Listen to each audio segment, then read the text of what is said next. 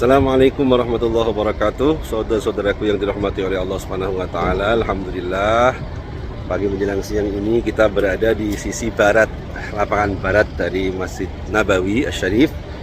Jadi lapangan barat ini yang tadi saya sampaikan dinamakan sebagai daerah Manakhah, di mana Rasulullah mendirikan pasar di dalamnya atau di daerah Manakhah ini dan membebaskan pajak bagi siapapun yang mau berjual beli di dalamnya, dan tidak boleh dipungut pajak bagi penyewa yang memakai lahan di Manakhah ini. Dan sekarang Manakhah ini menjadi lapangan barat ya, alun-alun utama dari Masjid Nabawi, sehingga tidak salah kalau seumpama di negara kita di Indonesia kita itu di setiap masjid kuno itu ada alun-alunnya, setidaknya mengikuti jejak Rasulullah Shallallahu Alaihi Wasallam bahwa masjid itu tidak hanya sebagai tempat ibadah, namun bisa menjadi pusat dari aktivitas kaum muslimin. Dibuktikan dengan kita lihat di sebelah sana. Kita lihat di sebelah sana adalah Masjid Nabawi itu ya, gerbang nomor berapa itu? 316 kalau nggak salah itu. 316. Kemudian itu adalah Madhaf As-Salam yang tidak jadi dibangun mungkin nantinya ya, karena sudah ada madhaf yang lain yang di sekitar Masjid Nabawi ini. Dan di depan kita adalah Mustashfa atau rumah sakit tenda, bukan rumah sakit tetap ya. Kemudian setelahnya di sana itu nanti ada lapangan kosong, itulah alun-alun dari Masjid Nabawi, ya, ini yang berada di sisi barat Masjid Nabawi. Dan nanti di seberang sana, di ujung alun-alun sebelah utara sana, itu nanti ada Saqifah Bani Sa'idah ya.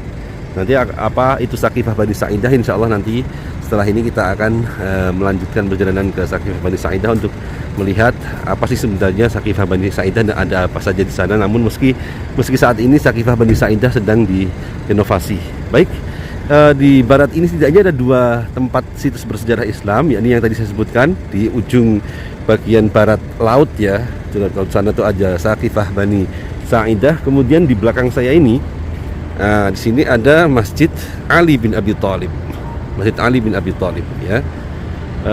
Bagaimana sejarah Masjid Ali bin Abi Thalib ini? Mari kita lihat ya. Kita menyusur Masjid Ali bin Abi Thalib. Dari depan nampak sekali cukup megah ya, Masjid Ali bin Abi Thalib. Namun tadi subuh saya mencoba ke sini, itu ternyata nggak dibuka. Berarti masjid ini tidak digunakan untuk sholat rutin seperti Masjid Qomamah. Maka saya tadi di depan mengatakan bahwa mungkin satu-satunya masjid di samping Masjid Nabawi yang digunakan untuk sholat atau musalla itu adalah Masjid Qomamah. Ini pintu depan dari Masjid Ali bin Abi Thalib, ada gerbangnya. Mungkin dulu ini ada pagarnya juga ya, sebagaimana tadi kita lihat di Masjid Umar gitu. Sebelum Masjid inti itu ada pagarnya. Mungkin terus ini dihapuskan ya. Di depan ini kita melihat tanda atau watermarknya ya, marknya dari cultural heritage. Dan juga di sini ada Masjid Al-Khalifatu Ali radhiyallahu anhu ya, Ar-Raqam sekian. Ini mungkin terus di depan kita, di depan gerbang itu ada tulisannya ya, di atas itu lingkaran Masjid Ali. Kurang jelas ini, kurang jelas ya nampaknya itu ya, masjidnya udah jelas ya, Masjid Ali. Nah, di sini warningnya. Kemudian bagaimana sejarah Masjid Ali ini? Mari kita lihat atau kita baca berdasarkan papan nama dari Masjid Ali bin Abi Thalib ini ya. Masjid Ali bin Abi Thalib berdasarkan dari penelusuran sejarah, tempat masjid ini adalah salah satu tempat di mana Nabi Muhammad itu sholat di sekitar musalla. Artinya tempat musalla square, lapangan tempat sholat tadi ya, yakni Masjid Qomamah, Masjid Abu Bakar dan Masjid Umar. Masjid Ali, it was named after Ali bin Abi Thalib. Ini di lokasi ini di namai Masjid Ali setelah Ali bin Abi Thalib, karena dia pernah memimpin Idul Adha, salat Idul Adha di tempat ini pada tahun 35 Hijriah ya, during the Khalifat of Utsman bin Affan. Jadi pada masa Khalifah Utsman bin Affan. Masjid ini juga dibangun ketika Umar bin Abdul Aziz menjadi gubernur Madinah pada masa dinasti Umayyah tahun 93-87. Tahun 881 Zainuddin Al-Mansuri ya, Prince of Madinah, pangeran dari Madinah, kembali membangun masjid ini setelah dibongkar. Sedangkan struktur sekarang itu kembali dibangun oleh Malik Abdul Aziz. Ini kita lihat dari samping banyak sekali berziarah yang menziarahi Masjid Ali bin Abi Thalib. Ini mungkin dulunya yang seperti saya ungkapkan ya. Ini di sini mungkin dulunya ada tembok ya, sehingga ini adalah halaman dalam dari Masjid Ali. Namun sekarang sudah dihancurkan atau dihilangkan. Ini mungkin maktabnya atau mungkin tempat masuk bagi wanita. Kita lihat ini pintu sampingnya ya. Kita terus bergerak maju, coba kita masuk ke dalam interior Masjid Ali, karena di dalamnya itu kita nggak bisa, atau di luar, sisi luarnya kita nggak bisa melihat. Tempat untuk istirahatnya kita berziarah. Ini tempat atau tampak depan dari Masjid Ali bin Abi Thalib, sangat sederhana sekali, panjang itu. Ini juga sama ya, bagaimana yang kita lihat. Ini Masjid Ali bin Abi Thalib. Bismillahirrahmanirrahim. Allahumma shalli ala sayyidina Muhammadin wa ala alihi. Ini masjid khusus untuk laki-laki ya. Kita lihat ada kubah-kubah. Ada 1, 2, 3, 4, 5, 6, 7 kubah kecil. Kita lihat di sini interior dari Masjid Ali bin Abi Thalib.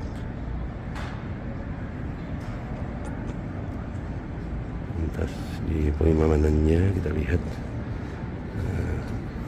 mengikuti bentuk dari Masjid Nabawi, pengimaman utama Utsmaniyah ya, gaya Utsmaniyah, pengimaman gaya Utsmaniyah.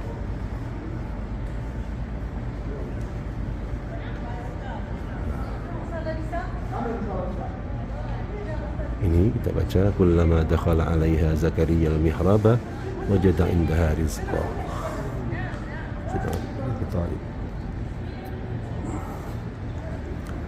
Tulisan juga ini, Taha ma anzalna 'alaikal Qur'ana litashqa.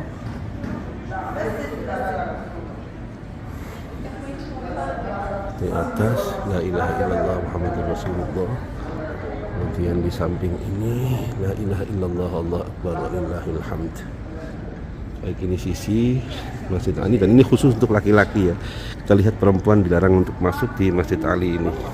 Ada jamaah yang mencoba masuk ke Masjid Ali tapi dilarang oleh petugas. Karena masih ini karpetnya empuk sekali ini, benar. Hampir beda dengan karpet yang ada di Rumah juga di Masjid Abu Bakar. Ini karpetnya empuk sekali. Ini kalau saya rasakan di telapak kaki saya ini sangat empuk sekali. Mungkin pintu keluar sampingnya sangat dingin, sangat nyaman. Masjid Ali bin Abi Thalib, Masya Allah, luar biasa sekali kalau kita lihat dari sini atau ambil gambar dari sini. Dan hiasan lampu gantung itu sangat indah sekali. Baik, saya akan melanjutkan penelusuran kita di sisi barat Masjid Nabawi menuju ke Saqifah Bani Sa'idah.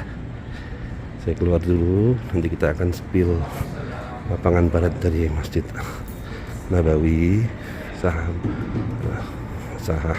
Suq dari Masjid Nabawi atau alun-alun utama dari Masjid Nabawi. Kita lihat di depan itu, nanti menuju ke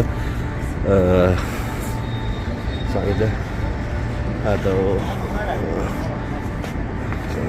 Saqifah Bani Sa'idah. Ini kita lihat tadi jamaah asal Iran ya, yang mungkin ingin melaksanakan sholat di dalam Masjid Ali bin Abi Thalib tapi dilarang oleh petugas. Nah, Saqifah Bani Sa'idah itu ada di ujung barat laut dari Masjid Nabawi ya. Kita akan melintas alun-alun utama Masjid Nabawi untuk menuju Saqifah Bani Sa'idah. Baik, ini mulai agak terik, ini terasa. Jadi sebagai gambaran saja sambil kita berjalan menuju Saqifah Bani Sa'idah, mungkin pola arsitektur masjid-masjid Nusantara, atau bukan pola arsitektur ya, peletakan masjid-masjid Nusantara itu mengikuti apa yang disunnahkan Rasulullah Shallallahu Alaihi Wasallam. Kita lihat Nabi ini di samping kanan kita ya, kita menghadap ke timur itu adalah Masjid Nabawi. Itu setelah membangun Masjid Nabawi, beliau itu membangun pasar ya. Pasar untuk roda perekonomian kaum muslimin, agar tidak hanya beribadah tapi juga secara ekonomi mereka sehat. Dan kemudian di samping pasar itu ada alun-alun ya, ada alun-alun sebagai tempat untuk berinteraksi sosial. Ini kita lihat Masjid Nabawi. Ini Masjid Nabawi. Kemudian di depannya itu ada alun-alun. Alun-alun, kemudian di samping dulunya sana itu adalah pasar ya. Pasar ini di Madinah ini. Ini pola yang diikuti oleh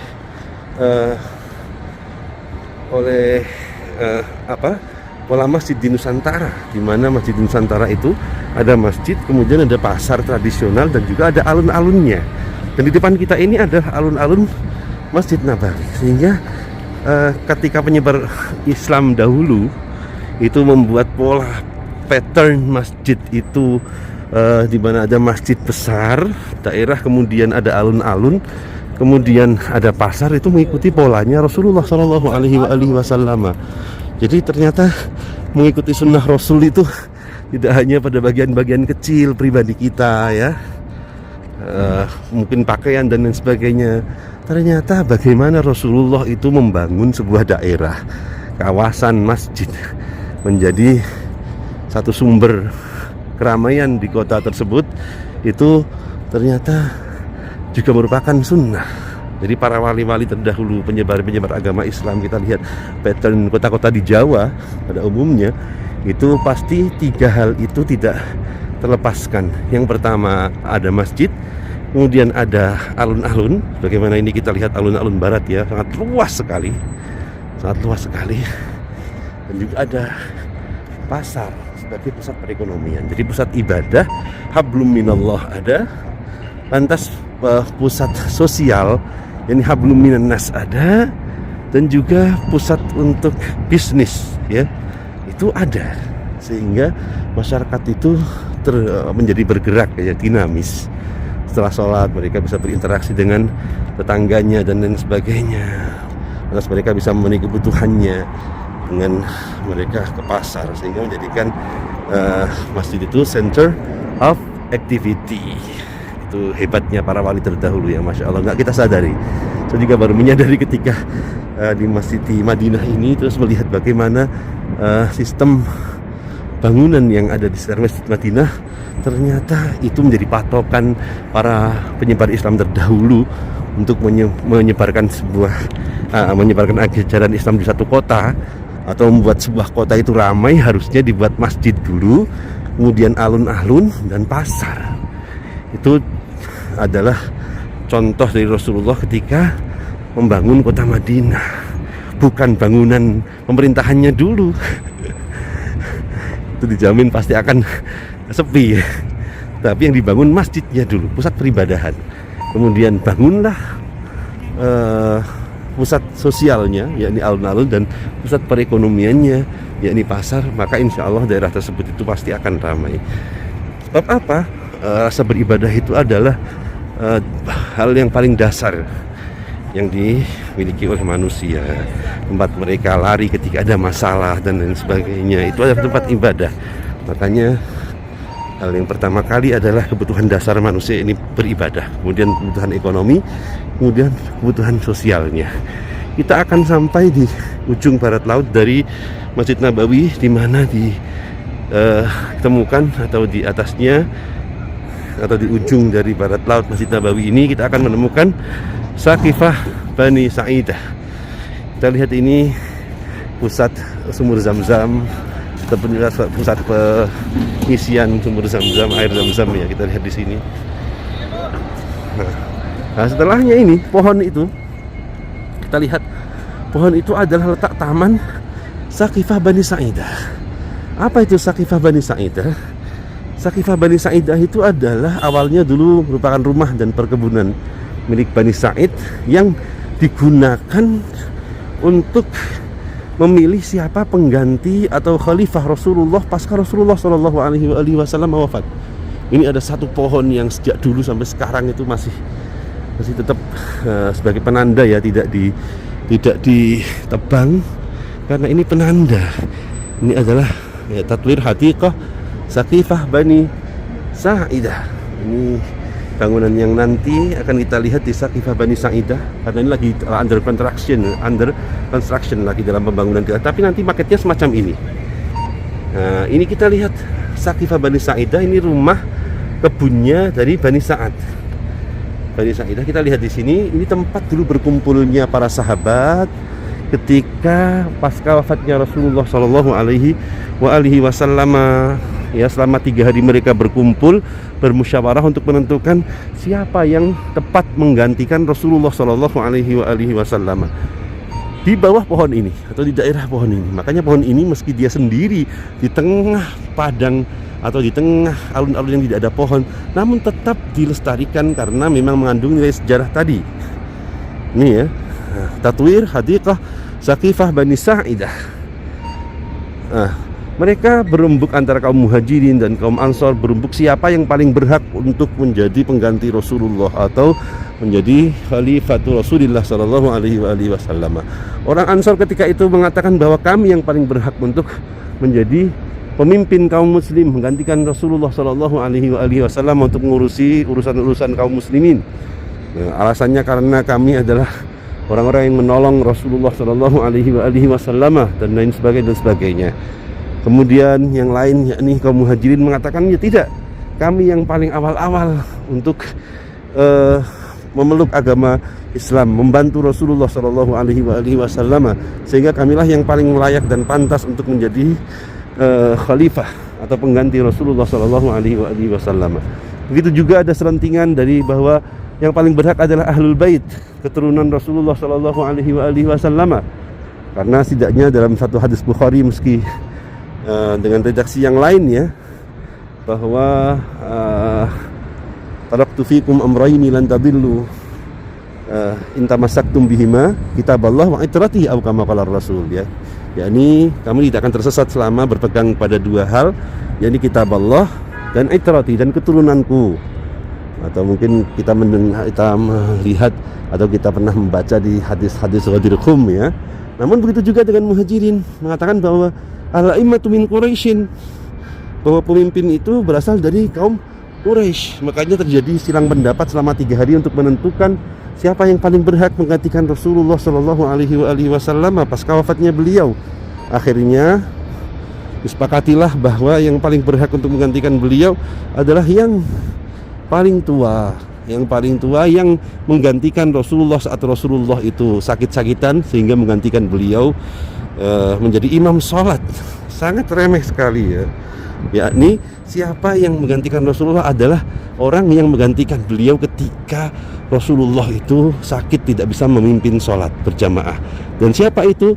Tidak lain dan tidak bukan adalah Sayyidina Abi Bakrin Siddiq.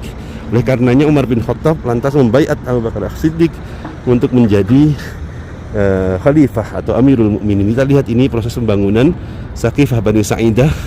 Meski ini dibangun namun tetap mempertahankan sisi pohon yang menjadi penanda bahwa di bawahnya itu dulu terjadi rembukan tentang siapa yang menggantikan Rasulullah Shallallahu Alaihi Wasallam. Akhirnya setelah Umar membaiat Abu Bakar, semua sepakat untuk membaiat Abu Bakar As-Siddiq yang pantas untuk menggantikan Rasulullah Shallallahu Alaihi Wasallam dalam memimpin umat Islam. Kita ingat adalah Abu Bakar termasuk as-sabiqunal awwalun, orang yang pertama-tama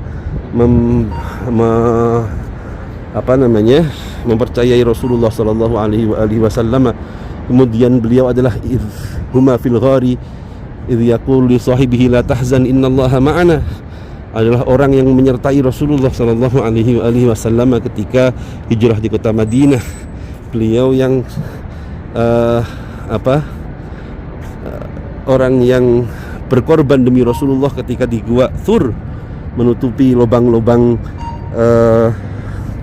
gua yang berisi ular berbisa dengan tangannya, sehingga tangannya digigit oleh ular demi melindungi Rasulullah Shallallahu Alaihi Wasallam. Maka naiklah Khalifah Abu Bakar As-Siddiq menjadi pemimpin umat Islam, dan pembaiatannya di sini di Saqifah Bani Sa'idah. Ini adalah situs yang cukup penting juga di sejarah Islam yang berada di kota Madinah, atau tepatnya di barat laut dari Madinah atau barat laut dari Masjid Nabawi. Mungkin itu ya. Jadi dari barat ini kita menemukan dua situs, yakni Masjid Ali dengan Saqifah Bani Sa'idah yang saat ini under construction.